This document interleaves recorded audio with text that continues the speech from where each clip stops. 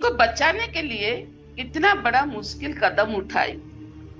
फिर पति का भाई रसोई करने के लिए नॉनवेज ला करके रख दिया।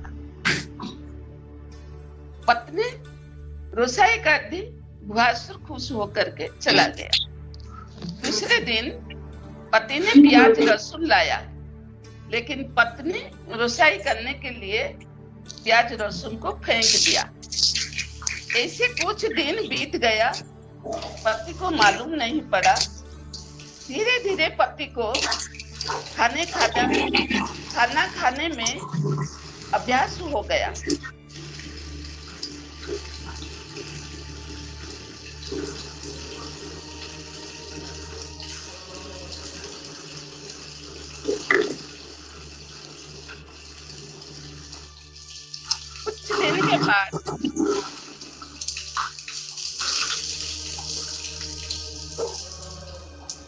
कुछ दिन के बाद पति को मालूम पड़ गया, उसका पत्नी बिना प्याज लहसुन से खाना बनाती है।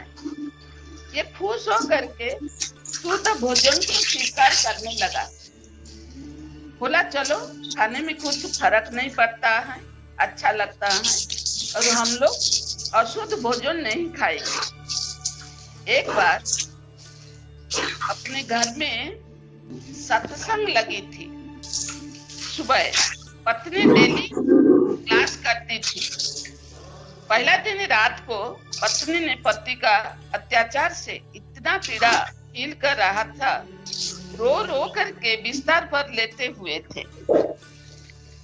एक बूढ़ी माता ने घर का अंदर आई, बेडरूम में, और पत्नी को हालचाल पूछी।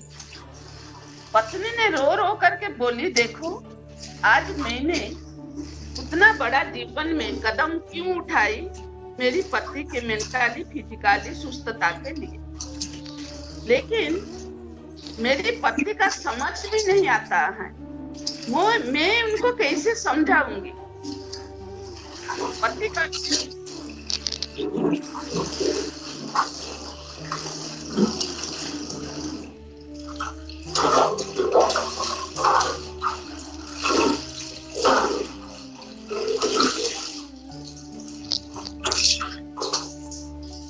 पति कभी नाश्ता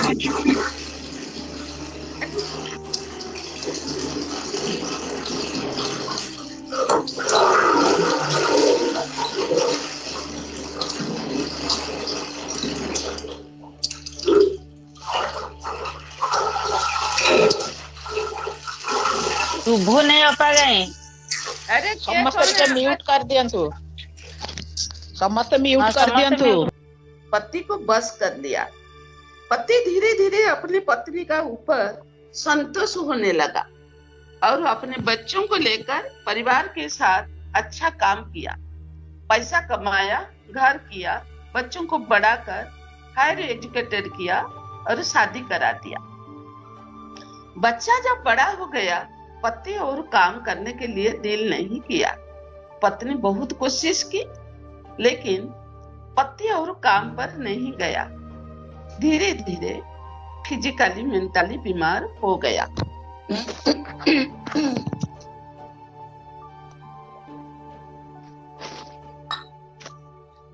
समझ में आया धीरे धीरे पत्नी को क्या हुआ ना, फिजिकली मेंटली घर में बैठने से फिर शुरू हो गया। पत्नी ने बहुत कोशिश करके पति को अच्छा की, लेकिन पति अच्छा होने के बाद बाबा की सेवा के साथ विकार के में क्या हुआ ना, अंदर ही अंदर उसका अंदर विकार पैदा हुआ। यह अपने पत्नी को डिस्टर्ब करना शुरू किया, लेकिन पत्नी बहुत अपने को बचाने चाहती थी। आखिर पति पत्नी को और बस नहीं कर पाने के कारण पति क्या किया ना, पत्नी को और बस कर नहीं पाया। तो बस नहीं करने के कारण वो क्या हुआ, उनका बुद्धि इधर इधर भटकना शुरू किया। कभी पैसा लेकर उड़ाया, कभी गांव में चला जाते थे, कभी अपेरा में, कभी काम करने बहाना से घर से दूर रहना शुरू कर दिया। पत्नी ने देखी पति बर्बाद तरफ जा रहे हैं। बहुत सारे निंदा, मान, अपमान सहन कर फिर अपना पति को अपने पास लौटा कर ले आने के लिए चाहती थी, लेकिन देखा पति अपने से बहुत दूर हो गए हैं। कभी कभी पास में आते थे, कभी कभी नहीं। पत्नी बच्चे बहुत परेशानी हो गया। क्या करा जाएगा? पति के पास कोई लोक लाज मर्यादा नहीं रहा। ये किसी को खातिर नहीं किया। फिर पत्नी चिंता किया कि पति पहले जैसे मेंटली पेशेंट थे, घर पर बैठ रहे थे, वही उनके लिए अच्छा था। अभी का जो परिस्थिति संभालना मुश्किल हो गया है। फिर बाबा को बोला। एक बार पति ऑपेरा देखने गए थे।